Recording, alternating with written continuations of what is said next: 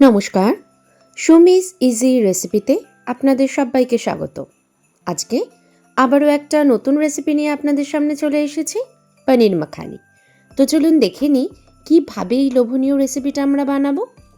আমি এখানে একটা খালি প্যান নিয়ে নিয়েছি এবং তাতে দিয়ে দিচ্ছি 1/2 টিস্পুন গোটা গোলমরিচ, 1 টিস্পুন গোটা জিরে ও গোটা ধনে, 6টা এলাচ এবং 4টে শুকনো লঙ্কা।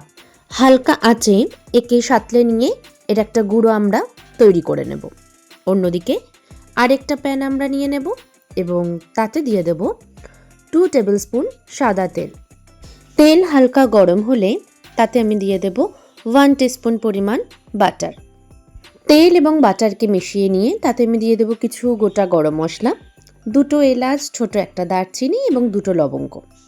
তারপর হালকা সেটাকে ভেজে নিয়ে তাতে আমি দিয়ে দেব 1 কাপ পরিমাণ পেঁয়াজ বাটা। পেঁয়াজ বাটাটাকে খুব ভালোভাবে তেল এবং বাটারের সাথে মিশিয়ে নেব। অন্তত 1 থেকে 2 মিনিট ভালোভাবে সাঁতলে নিয়ে তাতে দিয়ে দেব 1 টেবিল স্পুন পরিমাণ আদা এবং রসুন বাটা। আবারও আদা, রসুন বাটা এবং পেঁয়াজ বাটাকে ভালোভাবে নাড়াতে থাকবো। 1 থেকে 1.5 মিনিট নাড়িয়ে নিয়ে তাতে দিয়ে দেব 1 টেবিল স্পুন পরিমাণ নুন, 1 টেবিল স্পুন মরিচ গুঁড়ো। দেখবেন এই বাটার এবং তেলের সাথে আদা, রসুন এবং পেঁয়াজ বাটার একটা খুব সুন্দর গন্ধ বেরোবে। তারপর আমি তাতে দিয়ে দেব ভেজে রাখা মশলার গুঁড়োটা। যে মশলাটা আমি এর আগে ভেজে রেখেছিলাম সেটাই আমি এরকম গুঁড়ো করে নিয়েছি। আমি দিয়ে দেব 1 কাপ পরিমাণ টক দই।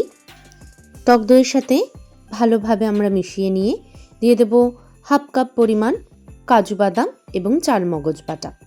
কাজু এবং চালমগজ বাটার সাথে আবারও খুব ভালোভাবে একে মিশিয়ে নিয়ে এতে আমি অ্যাড করব 1/2 কাপ মতন ফ্রেশ ক্রিম। ফ্রেশ ক্রিমের জায়গায় আপনারা মালাই ইউজ করতে পারেন, ঘরে মালাই তৈরি করে নিতে পারেন।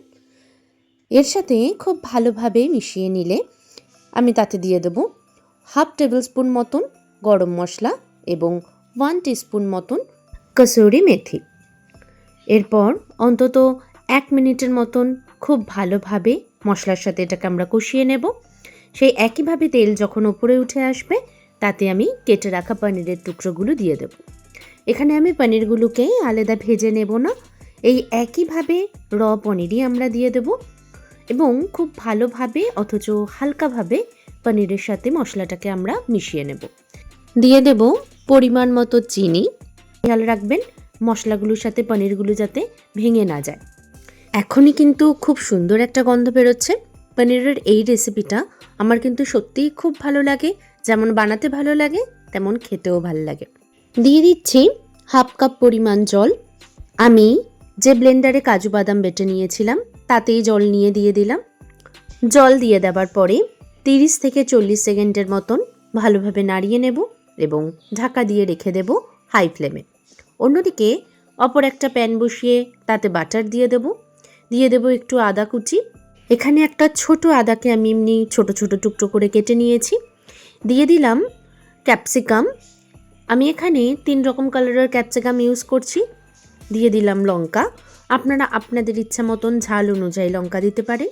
সামান্য একটু নুন দিয়ে মিডিয়াম ফ্লেমে এটাকে আমরা ভেজে নেব।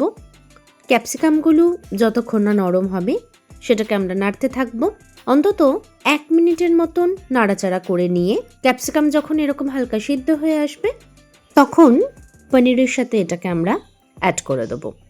তারপর পনিরের সাথে হালকাভাবে এটাকে মিশিয়ে নিলেই তৈরি হয়ে গেল আমাদের আজকের রেসিপি পনির মাখনি। অসাধারণ এই রেসিপিটা আপনারা কিন্তু আজকে 25শে ডিসেম্বর অবশ্যই বানাতে পারেন। খেতে আমি কথা দিচ্ছি আপনাদের সবার খুব ভালো লাগবে।